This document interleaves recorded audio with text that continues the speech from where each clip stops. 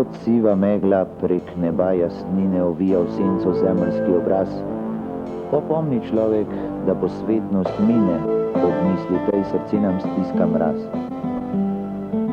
Ta dan skrivnostno glas nas opominja: prijatelj, pomni, da si prah, pepel, pred tabo večnost novo pot odgrinja, ko boš položil zemlji cvet pospel.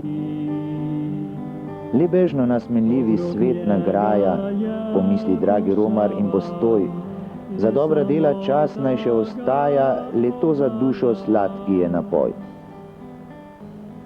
Morda že jutri tek se nam ustavi, da naš dogorek se v pepel utrne. Le sveti križ nam srečno pot pripravi, da duša k Bogu se v objem povrne. In odločno mu odvrne, naj človek ne živi samo od kruha, saj nismo le telo. Debelnični verzi so povedali vse o času, katerega bomo preživljali vse tja do zmagoslavnega vstajenskega dne. V tem času pa se mnogi tudi sprašujejo, kaj pravzaprav pomeni beseda post. Preprosto. To je čas verskega očiščevanja, čas spolne vzdržnosti in pritrgovanja od jedi. Postni čas je torej čas duhovne prenove za vse posameznike in za vse ljudstvo. Nekatere župnije bodo imele misijone. Tudi verne družine naj se pogovorijo, kako bi v letu, ki je posebej posvečeno družinam, resnično usmerile svoje življenje k Kristusu, ki je pot, resnica in življenje. Vsaj kristjani naj bi v duhu s pokornosti spremljali Jezusa čez Kalvarijo do vstajenja. Cerkev pa svojim vernikom za postni čas določa tudi posebne oblike spokornosti. Post, ki je v tem, da se le enkrat na dan do sitega najemo in zadržek od mesnih jedi na pepelnično sredo in veliki petek, je ena izmed njih. Tudi zdržek od mesnih jedi je na vse petke v letu. Zunaj postnega časa smemo zadržek od mesnih jedi zamenjati s kakim drugim delom pokore ali ljubezni do bližnjega.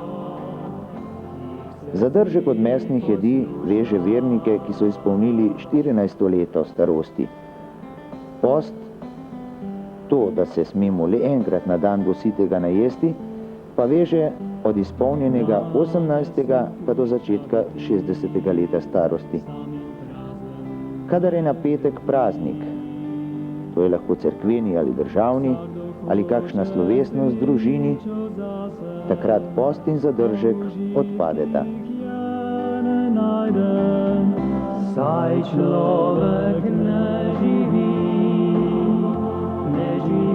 samo od kruha,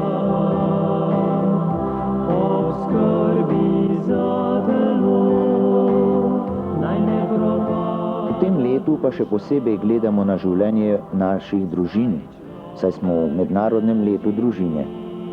Zavedati se moramo, da je družina velik božji dar. Zato blagor družini, ki moli, kajti tam bo Gospod prebival. Blagor družini, ki posvečuje Gospodov dan, kajti njeni člani bodo povabljeni na nebeško gostijo. Blagor družini, ki ne gleda slabega televizijskega programa, kajti v njej bo vladalo krščansko veselje. Blagor družini, kjer ni kletve in grdega govorjenja, kajti tam bo božji blagoslov in mir. Blagor tudi družini, katere člani pogosto prejemajo zakramente, kajti rasli bodo v božji milosti. Blagor družini, kjer pravočasno pokličejo duhovnika k bolniku, kajti bolezen bo olajšana in smrt blagoslovljena. Blagor družini, kjer redno berejo svetopismo, kajti v njej bo vera vedno živa in močna. Blagor pa tudi družini, kjer imajo starši tolažbo v številnih otrocih in otroci v starših zgled vere, kajti tam je doma prava sreča.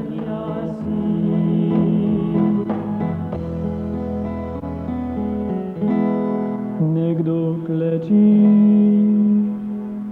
sam, a malo stran prijatelji zaspali so utrujeni. Pomni človek, da si prah in da se v prah povrneš. Pa z Bogom.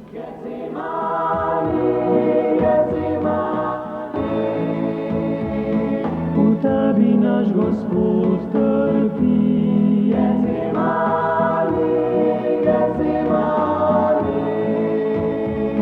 Ti priča odrešenja si.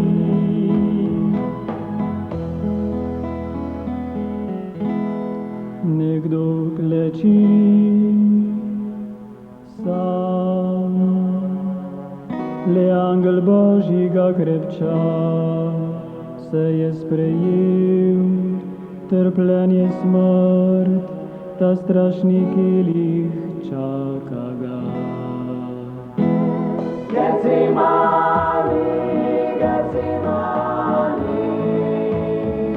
V tebi naš Gospod trpi.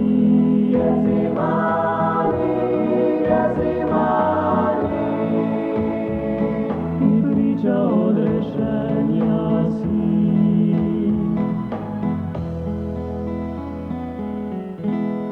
Nekdo kleči sam, a že sovražniki gredo, poljub grenak zapeče ga, prijatelji se razbeži.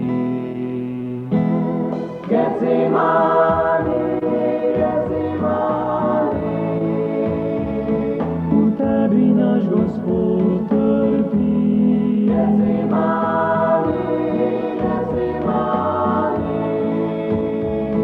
Ti priča odrešenja si.